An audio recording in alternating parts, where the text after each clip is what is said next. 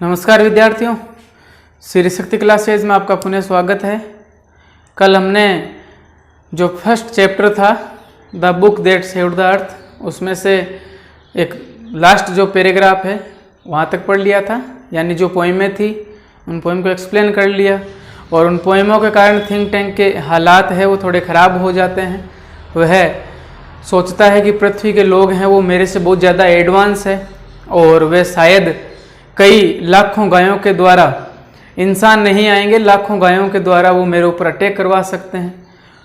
और इसलिए वह अपना जो इन्वेजन फ्लीट गया था, जो बेड़ा तैयार किया हुआ था जो पृथ्वी पर आक्रमण करने के लिए, नूडल को बोलता है कि इनको मना कर दो कि अब आक्रमण नहीं करना है, क्योंकि एक बहुत ही ज़्यादा इम्पोर्टेंट इन्फॉर्मेशन हमारे पास आई है। तो लास्ट जो पोएम थी उसको एक्सप्लेन करने के बाद, जिसमें हम्प्टी डम्प्टी वाली पोएम थी, और वह हम्प्टी डम्प्टी का जो सिर है वो अपने सिर से तुलना करता है कि शायद पृथ्वी के लोगों ने मेरी चुपके से क्या खींच ली है, फोटो खींच ली है। तो ये अपना पूरा का पूरा जो प्रोग्राम है उस प्रोग्राम को पोस्टपोन कर देता है और ये अपनी जान बचाने के लिए जो मंगल ग्रह में बैठा हुआ है वहां से भागने की सोचता है। तो फिर उसके बाद में क्या होता है,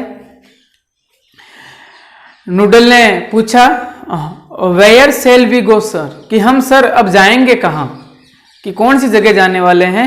तो आपको प्रश्न पूछा जा सकता है कि पृथ्वी के जो अर्थलिंग्स, जो पृथ्वी के लोग थे, उनसे डरकर थिंक टैंक ने कहाँ पर जाने का प्लान बनाया था।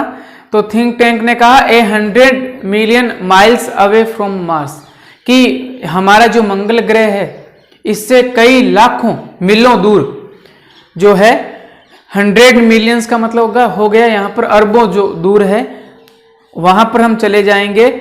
ऑर्डर आदेश करना है किसको, द इन्वेजन फ्लीट, आक्रमण करने वाले बेड़े को। क्या, किसका, टू इवेक्यूएट, इवेक्यूएट का मतलब होता है खाली करना, खाली करने के लिए किसको, द एंटायर, एंटायर का मतलब एंटायर का मतलब होता है संपूर्ण, प्लेनेट ऑफ मार्स, की जो मंगल ग्रह है इस संपूर्ण मंगल ग्रह को क्या करना है, खाली करना है। एंटायर यानी संपूर्ण,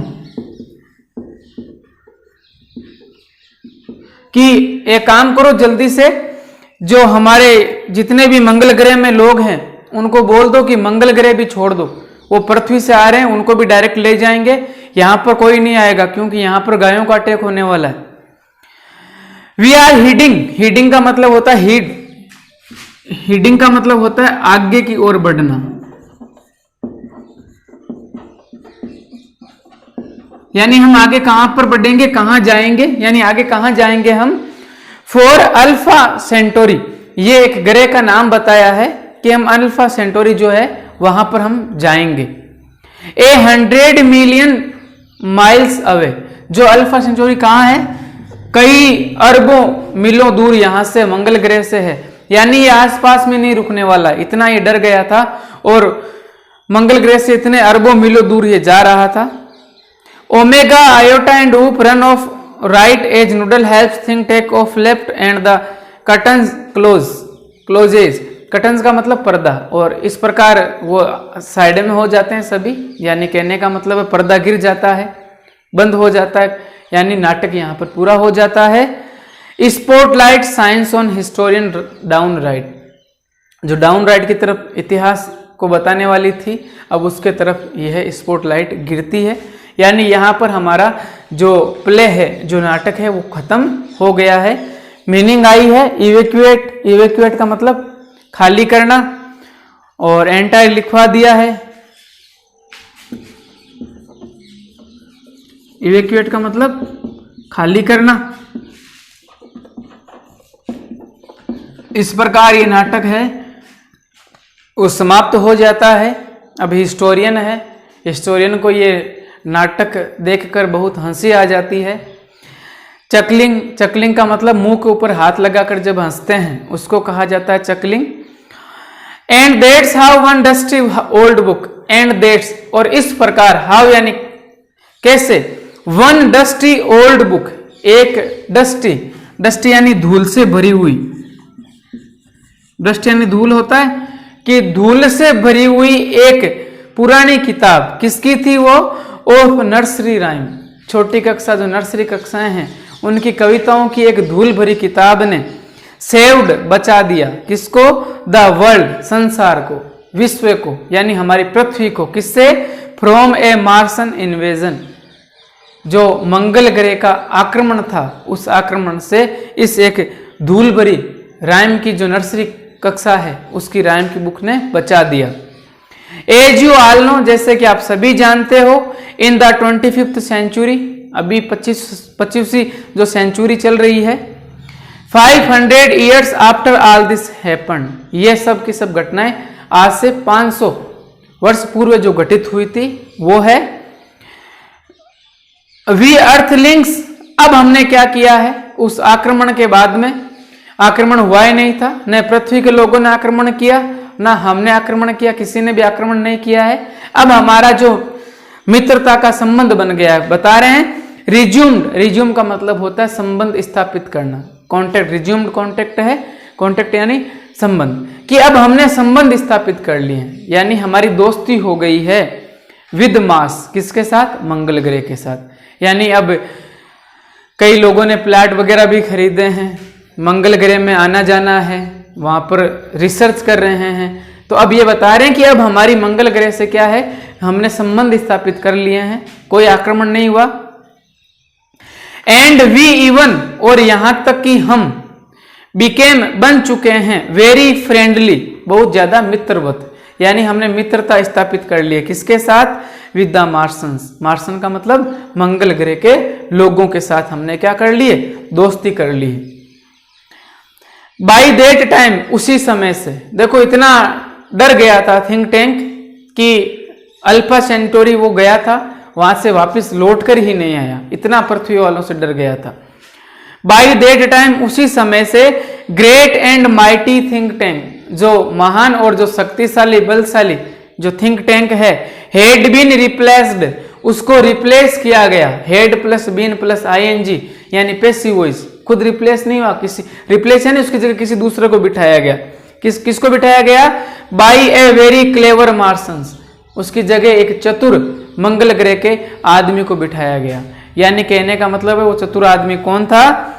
द वाइज, बुद्धिमान एंड वंडरफुल नूडल, जो वाइज एंड वंडरफुल जो नूडल था उसको मंगल ग्रह का जो साम्राज्य है वो सौंप दिया गया था, क्योंकि वो तो आया ही नहीं वापस। अब नूडल वहां का मुख्य बन गया है और उसने संबंध स्थापित किए पृथ्वी के लोगों से। ओ यस, एक बात और बताना चाह रही है, वी टोट, हमने सिखाया, किसको सिखाया? द मार्सन्स, जो मंगल ग्रह के लोग हैं उनको क्या सिखाया? The difference between sandwiches and books, कि सैंडविच और बुक्स में क्या अंतर होता है, डिफरेंस क्या होता है। सैंडविच है वो खाने के लिए होती है और जो बुक्स हैं वो पढ़ने के लिए, यानी डिफरेंस बता दिया हमने कि तुम इतने बेवकूफ हो क्या। वी टोट देम, हमने उनको क्या और सिखाया है? हाउ टू रीड, कि किताब को कैसे पढ़ा जाता है। टू, यानी ये भी सिखाया है। एंड वी स्टैब्लिश्ड, स्टैब्लिश का मतलब होता है स्थापित करना, और हमने क्या स्थापित किया है? ए मॉडर्न लाइब्रेरी, एक आधुनिक पुस्तकालय भी स्थापित किया है। कहां पर? इन देयर कैपिटल सिटी, मंगल ग्रह की जो राजधानी है उस राजधानी वाले शहर जिसका नाम क्या है? मार्सोपोलिस, वहां पर हमने क्या की है? हमारी एक मॉडर्न लाइब्रेरी भी स्थापित की है। But as you might expect, लेकिन जैसे कि आप आशा करते हो, आप ये सोचते हो, there is still one book, वहां पर अभी भी एक ऐसी किताब है, that the Martians can never bring themselves to read, bring themselves यानी अपने साथ कभी भी पढ़ने के लिए लेकर नहीं आते हैं, कि हमने उस लाइब्रेरी में एक किताब वो भी रखवाई है, लेकिन उस किताब को वो भूलकर भी हाथ नहीं लगाते हैं, और वो आपको किताब का नाम पता है। यू हैव गैस्ड इट, आपने इसका अनुमान लगा लिया है। कौन सी किताब है वो? जिस किताब से आज भी वो डरते हैं, उस किताब का नाम है मदर गूज। क्या कौन सी किताब है? नर्सरी राइम्स की। इस प्रकार से ये हमारा सी बॉज एंड एग्जिस्ट राइट, वह झुककर अभिवादन करती है और राइट की तरफ बाहर निकल जाती है। एग्जिस्ट का मतलब निकल जाना बाहर। तो इस प्रकार से ये हमारा जो प्ले है वो खत्म हो गया। आपको ये समझ में आया होगा। जितने भी मीनिंग है वो मीनिंग आपको करनी है, जो वोकेबलरी है। उसके बाद जो ग्लोसरी में आए हुए हैं, ग्लोसरी में क्यूरियोसाइट्स का मतलब होता है जो जिज्ञासु करने वाली, जिज्ञासा यानी स्ट्रेंज और रेयर ऑब्जेक्ट्स की जो विचित्र और दुर्लभ चीज़ें होती है जिनसे हमें जिज्ञासा उत्पन्न होती है, उसको क्या कहा जाता है? क्यूरियोसाइट्स। जुलूज कौन है? अफ्रीका में रहने वाले जो दक्षिण अफ्रीका के कबीलाई लोग हैं वो। एनसाइक्लोपीडिया क्या होती है? फुल डेफिनेशन बताई गई है, आपको हिंदी में भी लिखना है। ए बुक, एक ऐसी किताब, गिविंग इन्फॉर्मेशन, जो जानकारी देती है, अबाउट यानी के बारे में, किसके बारे में? एवरी ब्रांच ऑफ नॉलेज, जितने भी ज्ञान की शाखाएं हैं, विज्ञान हो, सामाजिक हो, ज्योग्राफी हो, जो भी है, बॉटनी वगैरह कुछ भी हो, उनकी जानकारी चाहिए तो एनसाइक्लोपीडिया में आपको मिल जाएगी। और ऑन वन सब्जेक्ट, चाहे किसी भी विषय पर आपको जानकारी चाहिए तो उसके लिए एक ही किताब है जिसको क्या कहा जाता है? एनसाइक्लोपीडिया, विश्व ज्ञान कोश। पीवियसली, पीवियसली का मतलब होता है इरिटेबली लिखा हुआ है, यानी कि खींच कर कहना, गुस्से में, एंग्री होकर बोलना कोई बात गुस्से के कारण, यानी ये आपको वोकेबलरी याद भी करनी है। प्लस जब भी स्कूल में पूर्ण रूप से संचालित होगी, मैं जितने पार्ट करवाऊंगा उन सब पार्ट की आपको वोकेबलरी पूछूंगा। पूछने का तरीका आपको पता है, वैसे ही तरीका अपनाऊंगा तो दिन की आप जितनी भी है 20 या 30 तक आपको वोकेबलरी जो मीनिंग है वो याद करनी है। अप्रेंटिस बताया हुआ है, रिडिक्यूलस हास्यास्पद, इनसिग्निफिकेंट यानी जो महत्वहीन होता है, हेबरडेप्सी जिसमें छोटे आर्टिकल्स बेचे जाते हैं, सामान, ट्राइफलिंग यानी कि जो बिना कुछ थोड़ा सा महत्वहीन कहें तो, या फिर जिसकी कोई वैल्यू नहीं है, स्क्विंगल्स यानी कि आड़ी तिरछी रेखाएं होती है, मैग्निफिसेंट यानी शानदार, स्प्लेंडिड यानी शानदार, डिसाइफर यानी गूढ़ रहस्य को, गूढ़ कोड को खोलना, लेविटी यानी हास्य, हंसी मजाक का समय लेविटी कहा जाता है, ट्रांसक्राइब यानी उसको पूरा का पूरा वर्णन करना, एंड इन्वेजन यानी अटैक, आक्रमण। अब प्रश्न पहला है एक्टिविटी नंबर फर्स्ट में है, हु रोट द प्ले, किसने लिखी? क्लेयर बॉयको, उन्होंने लिखा है ये। उसके बाद ट्रू एंड फॉल्स अभी कर लेना जब स्कूल में लगेगी, उसके बाद में हम वापस इन प्रश्नों के ऊपर बात करेंगे।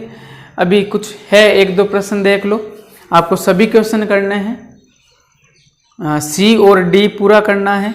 उसमें भी करेक्टर स्केच ऑफ नूडल आ चुका है, करेक्टर स्केच ऑफ जो थिंक टैंक है उसका आपको याद करना है। और कुछ एक दो प्रश्न देख लेते हैं। एक क्वेश्चन नंबर 7 लिखा है, what question does think tank ask the mirror, mirror से थिंक टैंक ने क्या प्रश्न पूछा कि इस धरती पर, इस पूरे होल यूनिवर्स में सबसे ज़्यादा फैंटेस्टिकली और इंटेलेक्चुअली रूप से परफेक्ट कौन है, ये प्रश्न उसने पूछा था। उसके बाद वू ट्राइड, 9वां प्रश्न है, who tried to invade the earth in the 21st century, 21वीं शताब्दी में पृथ्वी पर आक्रमण करने की किसने सोची? मार्सन्स ने। मार्सन में कौन कौन थे? थिंक टैंक, नूडल, आयोटा, ऊप, ओमेगा। उसके बाद में दूसरा प्रश्न है, how does think tank describe the earth, think tank ने धरती का वर्णन कैसे किया, कैसे वो उसकी नज़र में धरती क्या है? तो बाल ऑफ मड बोला, प्रिमिटिव बोला, अगली बोला हमें, यानी ये थिंक टैंक की नज़र में पृथ्वी थी। उसके बाद में व्हाट डज ऊप think about the library, question number 5वां, जो लाइब्रेरी है उसके बारे में ऊप क्या सोचता है, उसकी क्या भावना होती है। यानी ये प्रश्न सभी आपको करने भी हैं और याद भी करने हैं। जब भी स्कूलें लगेगी, जितना आपको कोर्स करवाया हुआ है उन सब के आपको, ये पार्ट 1 हो गया, एक चैप्टर हो चुका है, इस चैप्टर के क्वेश्चन आंसर का टेस्ट लिया जाएगा।